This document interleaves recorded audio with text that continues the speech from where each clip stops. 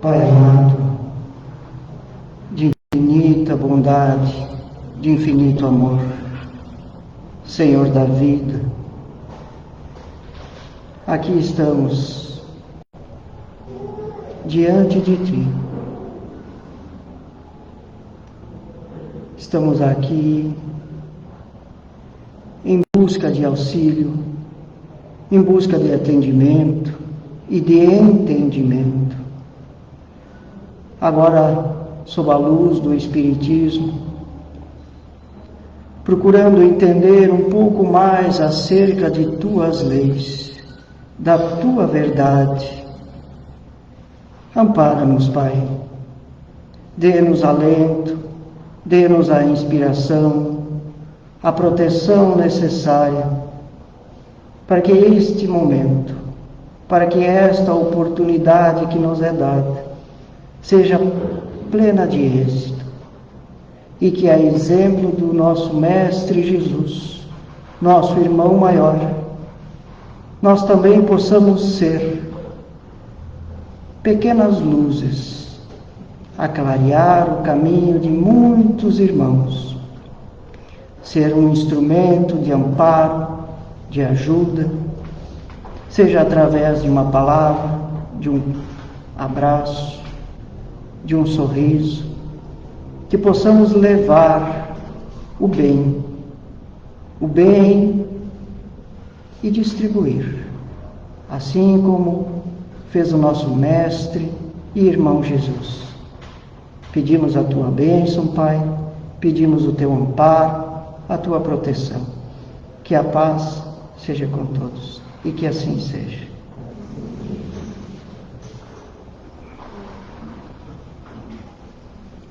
Boa noite a todos. Sejam todos bem-vindos ao Lar Espírita Maria de Nazaré. Que a paz do Mestre Jesus seja em cada coração. Sintam-se acolhidos pela casa, sintam-se abraçados por cada tarefeiro.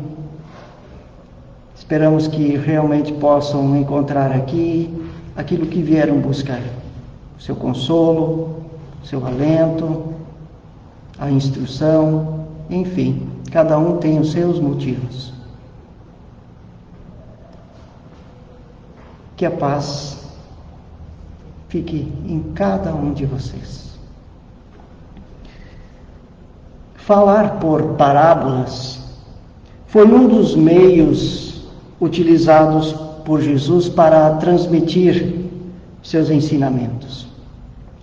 Jesus usava de fatos da vida cotidiana para ilustrar as verdades morais, as verdades espirituais. Porém, mesmo usando desta linguagem do corriqueiro, usando os elementos do dia a dia, muitas das pessoas que o ouviam não compreendiam o que ele falava. Mesmo ele usando dos fatos do dia a dia, elas não entendiam. Não sabiam exatamente o que Jesus estava querendo dizer. Tanto que, certa vez, os próprios discípulos lhe perguntaram por que ele lhes fala por parábolas. Traduzindo em palavras de hoje, nós poderíamos dizer: mas por que você está falando por parábolas para as pessoas se elas igual não estão entendendo nada? Qual é a razão? Qual é o sentido? E Jesus lhes respondeu. Ele explica dizendo a seus apóstolos: falo-lhes por parábolas porque não estão em condições de compreender certas coisas.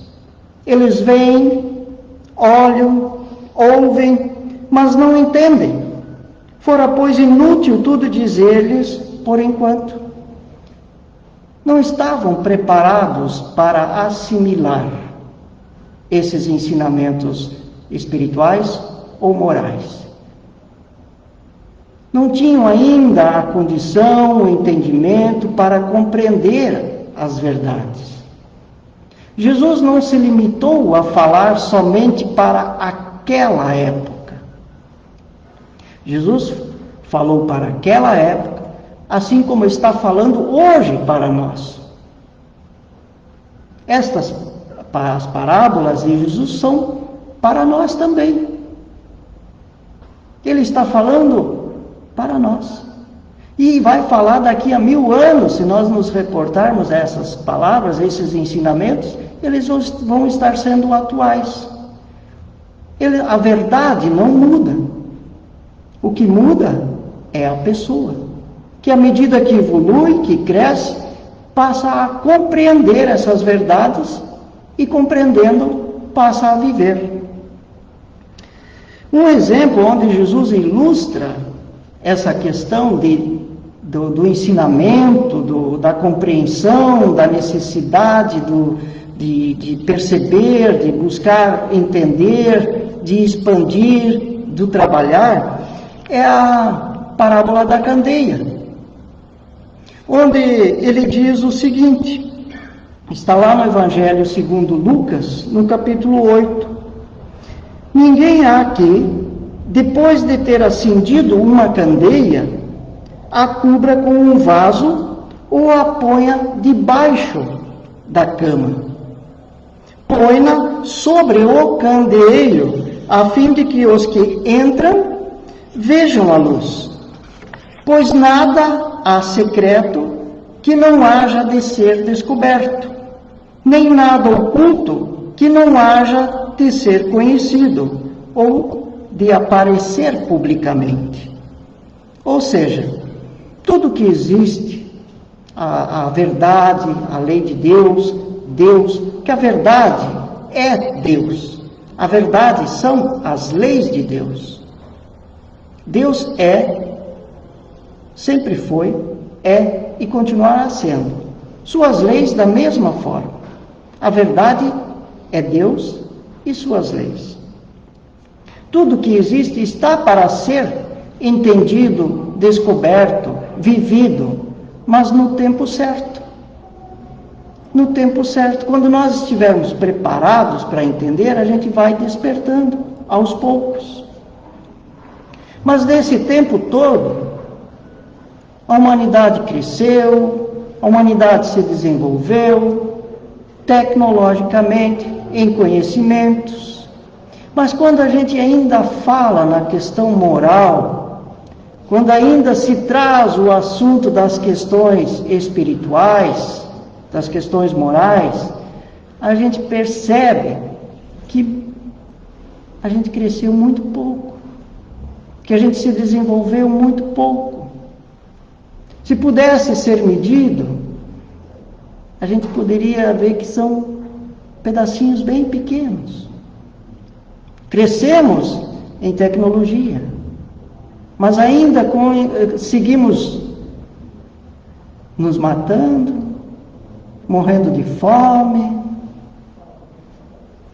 doenças, problemas de todas as ordens. Mudou o cenário, mas moralmente e espiritualmente ficamos muito aquém. Muitos de nós talvez ainda não tenham acendido a candeia. Muitos de nós talvez ainda resistem em acender a sua luz. Ainda vivem de uma forma bastante superficial, voltados somente às coisas do mundo mundanas, do mundo físico, às coisas materiais, buscando o interesse apenas pessoal das coisas, da vida, defendendo seus próprios interesses. Muitos, talvez, de nós ainda não se encontram ainda com a sua candeia apagada. Muitos, talvez, já acenderam a sua candeia, a sua luz. Mas por alguma razão ou outra, a colocaram debaixo da cama. Tem um conhecimento, tem um entendimento, já entendem a questão da necessidade de se melhorar, já conhecem e têm uma noção da vida espiritual, da necessidade de desenvolver em si valores morais, de fazer o bem, de trabalhar pelo bem do conjunto, não somente de si próprio. Muitos têm esse conhecimento e sabem da importância de se pôr em movimento, de servir, de ser útil. Mas por alguma razão, quando são chamados a desempenhar uma função, se retraem. Colocam a sua candeia debaixo da cama. Pois é, eu posso, mas não posso, hoje não vai dar, vamos deixar para outro dia, quem sabe mais lá para o ano que vem, quem sabe para a semana que vem, a gente começa, a gente faz, mas você pode fazer, o outro faz, e assim nós vamos indo. E isso não é só no meio de igrejas ou de templos ou coisa assim. Onde a gente vive, na nossa sociedade, no nosso bairro, na nossa escola, em qualquer lugar onde a gente esteja. A gente sabe que precisa fazer alguma coisa, que isso faz parte da vida, do movimento, mas quando toca para nós mesmos, nós postergamos. Acendemos a candeia, mas colocamos debaixo da cama. Mas não é isso que diz a parábola de Jesus. Não é esse o... Está dizendo que uma vez acesa, ela precisa ser colocada acima. Para que quem entre no ambiente, quem entre em contato conosco, quem nos veja, quem nos observe pelo nosso exemplo, pelo bom exemplo, se torne alguém interessado em também promover o bem. Uma vez acesa esta luz em nós, ela precisa iluminar, levar luz aonde quer que nós estejamos. Ela não foi feita para deixar debaixo da cama. Ela foi feita e ela está para iluminar, primeiro o nosso caminho, depois aqueles que nos cercam.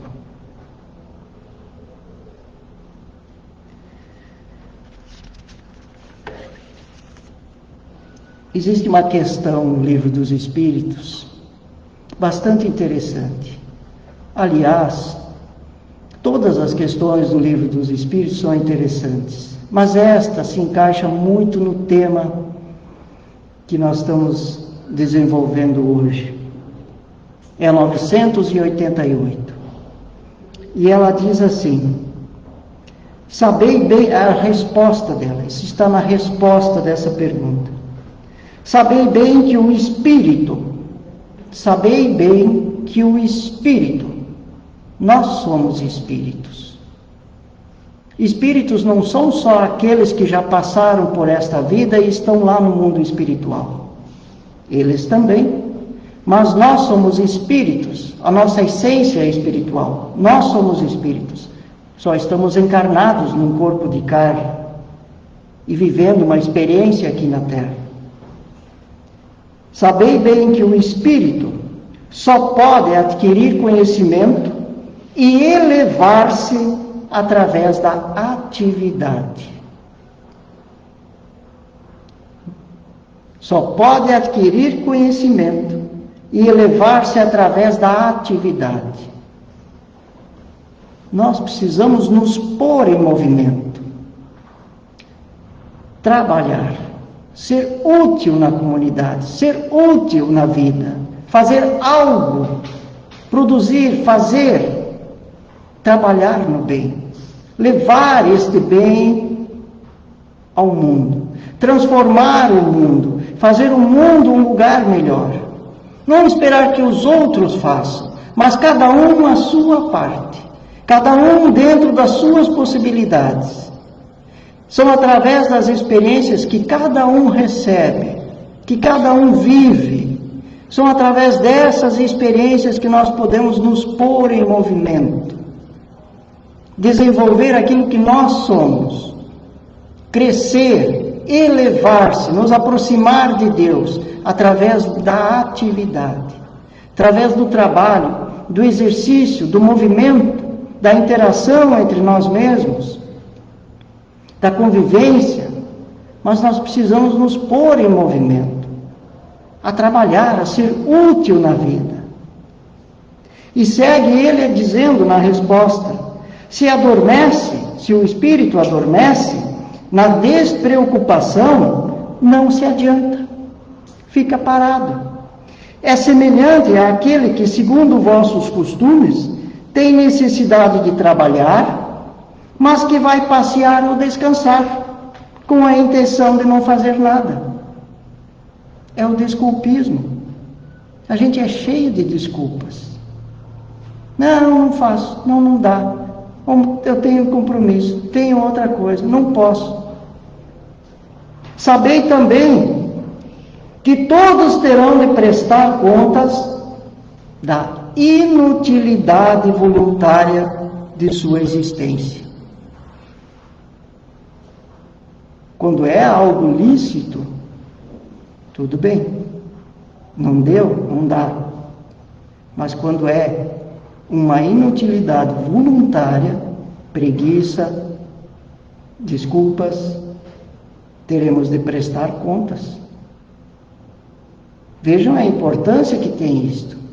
Não é só uma questão de ser bonzinho, ou de ser admirado pelas pessoas. Eu estou fazendo o trabalho lá, estou fazendo a caridade, estou ajudando. Não.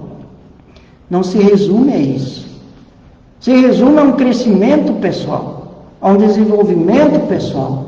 Nós queremos uma vida melhor, queremos sair de sofrimentos, de angústias, de aflições. É o trabalho. Ser útil, fazer algo pelo próximo, de forma desinteressada, que é o que mais agrada a Deus. Desinteressada quer dizer agir sem esperar nada em troca. Livres de orgulho, livres de egoísmo, livres de interesses pessoais. Fazer por amor ao fazer, pelo amor ao ajudar. Esta forma é o que mais agrada a Deus.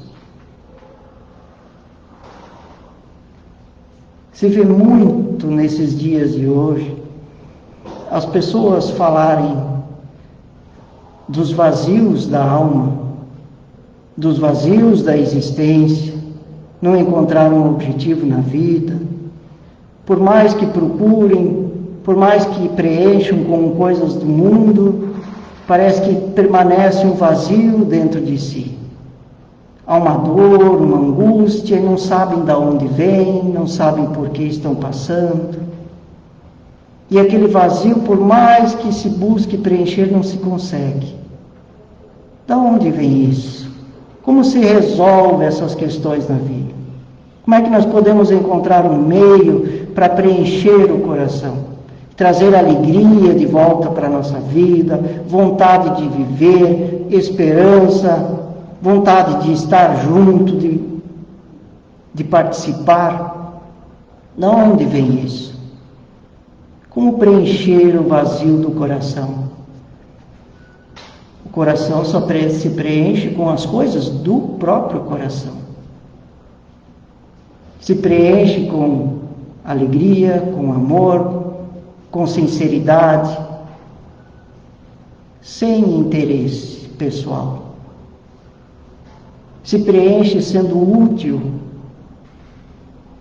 se preenche fazendo bem às outras pessoas, se dedicando sem esperar nada em troca. Participando da comunidade, participando de um centro, nós que somos do meio espírita, mas se engajando nos projetos, participando, se esforçando, estando junto, desenvolvendo, fazendo a nossa parte. Isto não é para deixar a gente bonzinho, como já foi falado, mas é através deste movimento, desta atividade, que o espírito, que somos nós, encontra uma razão de viver. Ser útil, ser útil, ter uma utilidade. Quem mais ganha? Somos nós. É quem desempenha a função. Esse é que ganha. Participar, estar junto, é o primeiro passo. Mas a lâmpada deve estar sobre, não debaixo da cama. Ela não foi acesa para ser colocada debaixo da cama. Ela foi acesa para estar sobre e iluminar.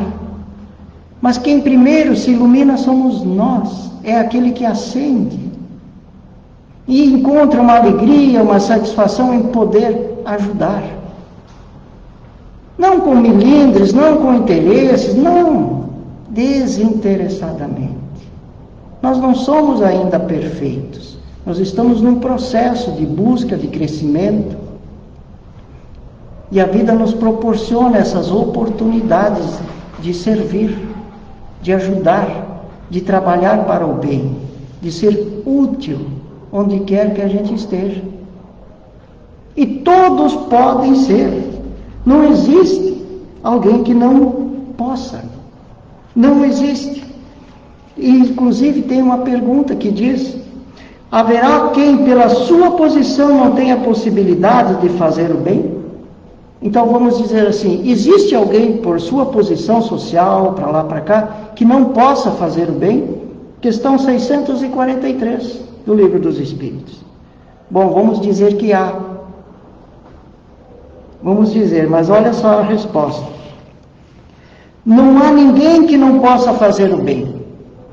Todos podem fazer, mas somente o egoísta nunca encontra a oportunidade de praticá-lo. Todos podem fazer o bem, mas o egoísmo, o egoísta, sempre vai achar um meio de fugir disso. Basta estar em relação com os outros para ter como fazer o bem. Basta estar junto com alguém. Basta estar vivendo numa comunidade. Cada dia oferece essa possibilidade a quem não estiver cego pelo egoísmo. Pois fazer o bem não é apenas ser caridoso. É ser útil. Útil na medida do possível. Cada um no seu tanto. Cada um na forma que pode, que consegue, na sua disponibilidade.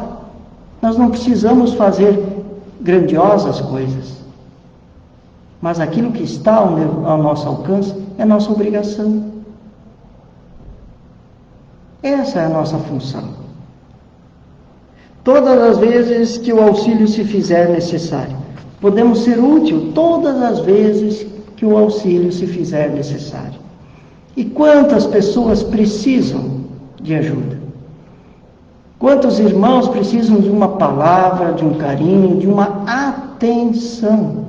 Não é só dinheiro, mas uma atenção. Parar para ouvir, escutar, dar um apoio moral, dar um incentivo.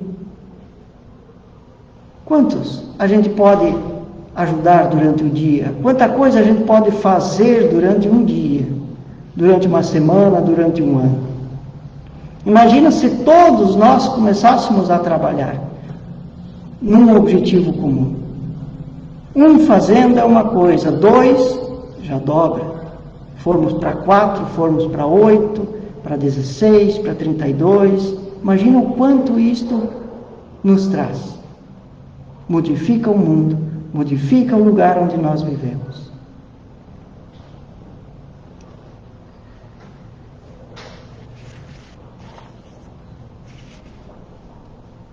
Existe uma questão também que diz que a fatalidade reside apenas no momento que nós chegamos a esse mundo e no momento que nós vamos partir desse mundo. Só isso é fatal na nossa vida. O momento que nós chegamos a esse mundo, que nós nascemos, nós nos tornamos seres aqui deste mundo, e no momento que nós partimos. Isto é fatal na nossa vida. É a questão 859 do Livro dos Espíritos. O que nós vamos fazer durante este tempo, da nossa chegada até a nossa saída, depende de nós. Isto depende de nós. Nós temos o livre-arbítrio. Deus nos deu o livre-arbítrio, a liberdade de escolha. Mas junto com o livre-arbítrio nos deu a responsabilidade sobre como vamos usar o nosso tempo e as oportunidades que nos são dadas aqui. Fatal é o momento que a gente chega e o momento que a gente sai. Todo o resto depende da nossa atitude, da nossa iniciativa, daquilo que nós trouxemos e levaremos daqui.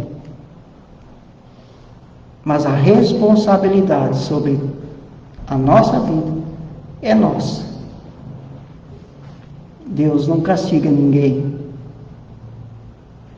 Não é objetivo castigar.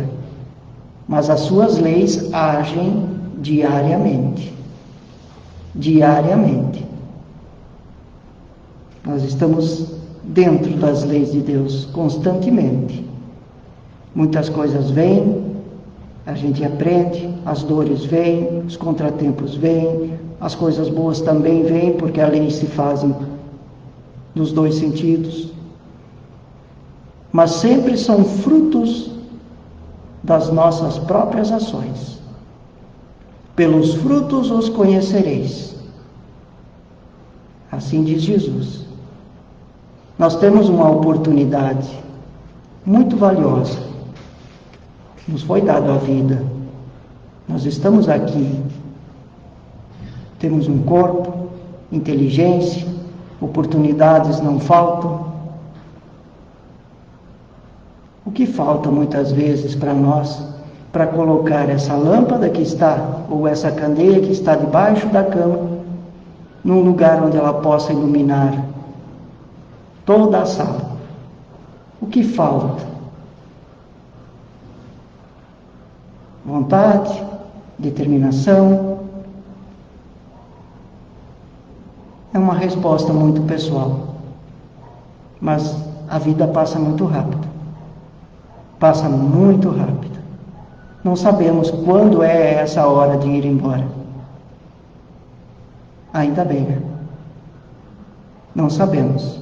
Mas um dia ela vai chegar. Vamos aproveitar esse momento que a gente está aqui.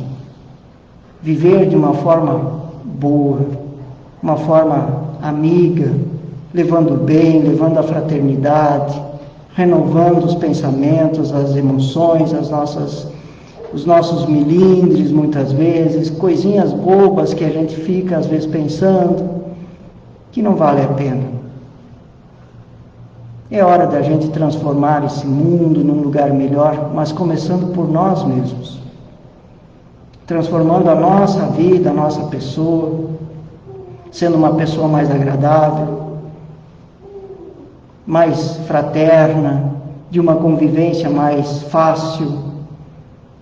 Nós podemos fazer isso. Nós podemos.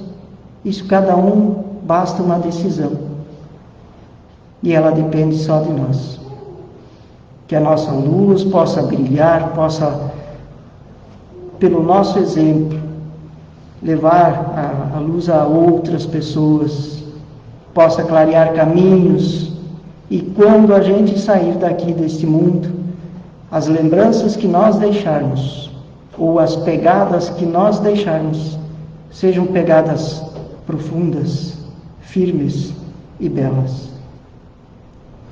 Que o Mestre Jesus nos abençoe e nos guie nessa caminhada. Muita paz, irmãos. Que assim seja. Amém.